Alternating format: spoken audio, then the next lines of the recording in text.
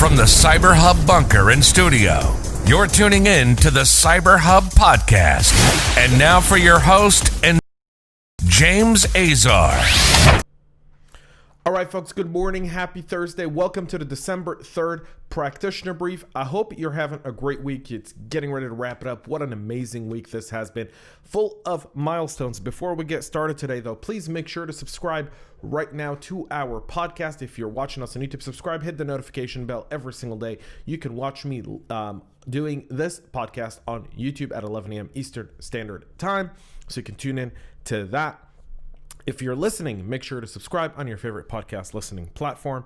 Folks, you can get our entire practitioner brief on our website at cyberhubpodcast.com.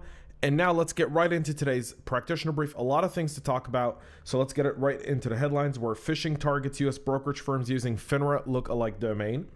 Xerox DocuShare bugs allow for data leaks. A new Trickbot module aims to infect your UEFI firmware. And Google Play apps remain vulnerable to a high-security flaw even today.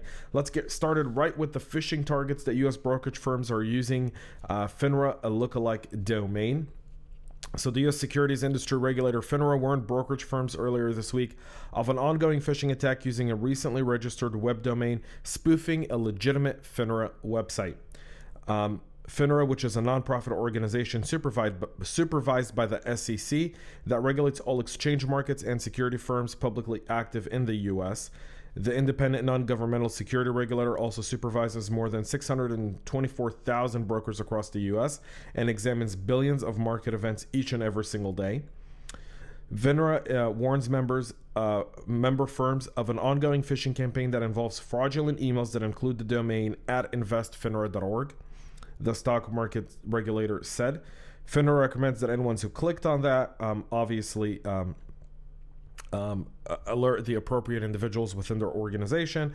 The invest-finra.org domain used in these ongoing phishing campaigns was registered on November 5th through the French Gondi domain name registrar. The who is it domain obviously didn't list who owns the domain. That would kind of be a bit silly if, John Smith had left his name. John Smith registering this for a phishing campaign.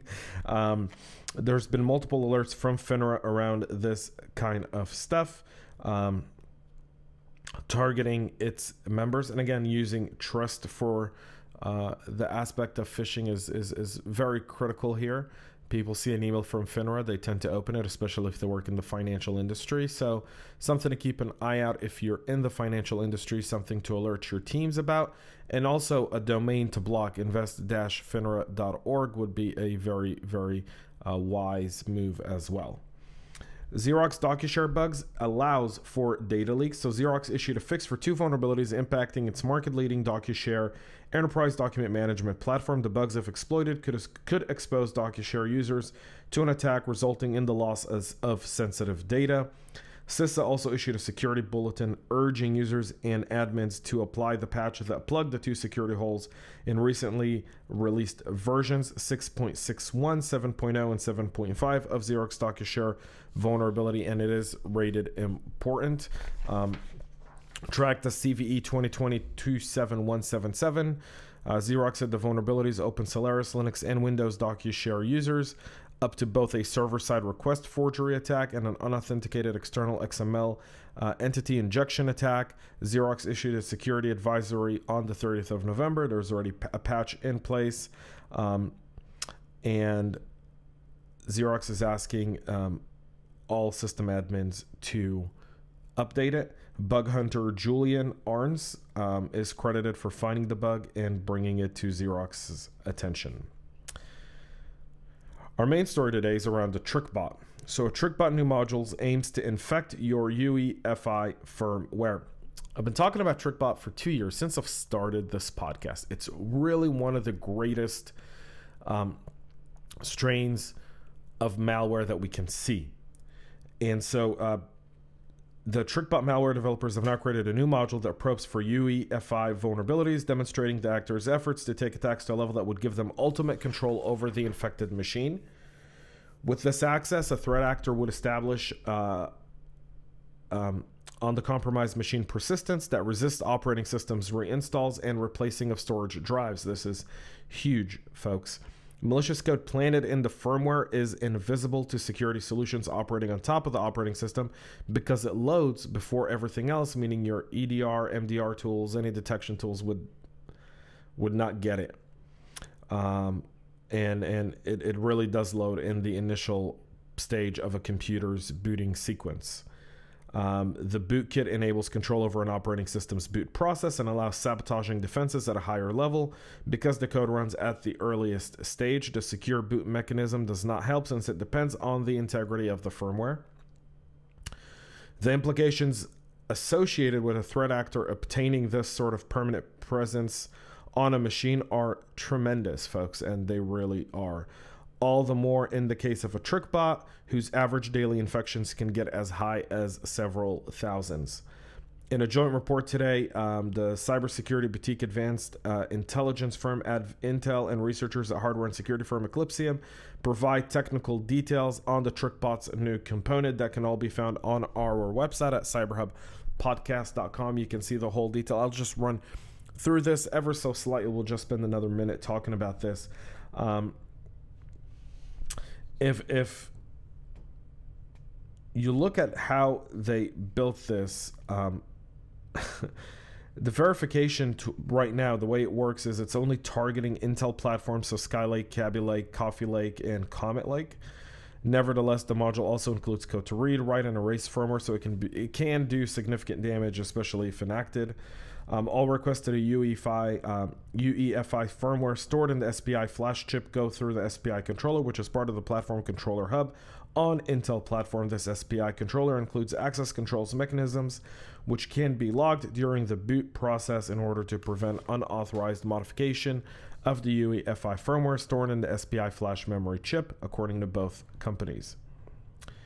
The researchers discovered the module on October 19th and named it Trickboot, a pun on its functionality and the name of the botnet malware that deploys it. Investigating the file revealed that the threat actor had implemented a mechanism that checked the single chip chipset on the compromised systems. The researchers discovered that the role of the module was to run PCH queries to determine the specific module of PCH running on the system, thus identifying the platform. This information also allows the attacker to check if the platform is vulnerable or not. The researchers know that if the Trickbot is running on a platform not present on its lookup table, it activates a function with its pre-Skylake set of default values for operations requiring hardware access. And after identifying the platform, the Trickboot accesses path related to reading registers for the flash memory and BIOS control, which again, there's some really scary parts to how well and developed this is and how well it operates.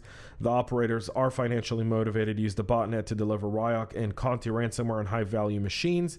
They've made around $150 million doing this, according to the report. They've taken in about 20 from one victim alone. They took over 2,200 bitcoins, valued at around $34 million at the time they made that crime. So gaining UEFI level persistence on the high value machines could maximize their profits and make it really worthwhile. And you can imagine that this is probably going to expand from there. This seems to be a bit of a nation state backed threat actors that have developed this, and that remains to be seen. Our final story is Google Play apps that are remain vulnerable to a high-severity flaw. So researchers are warning that several popular Google Play applications, including mobile browser app, Edge, and business app Cisco teams, have yet to push out an important update addressing a high-severity vulnerability in the Google Play core library. The vulnerability, which existed and was updated by Google in April of this year and patched, has found that there's still applications, major applications, about 8% that have not used that in their app updates, meaning their apps are still vulnerable to it. Some of those apps include Viber, travel app Booking, Cisco Teams, Yango Pro and Move It, dating app Grindr, OkCupid, and Bumble. and mobile browser app Edge and utility app X Recorder and Power Director. All of those are still vulnerable and need to be patched immediately. So if you're using them, just keep an eye out that this vulnerability does still exist, and it allows for remote code execution on those devices. That's it for our practitioner brief here today, folks.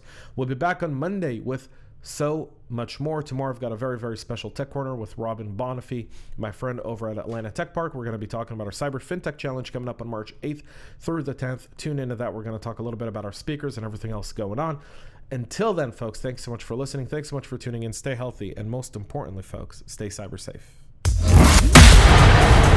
We love, so make sure to connect with us on social media and subscribe to our podcast on your favorite podcast listening platform.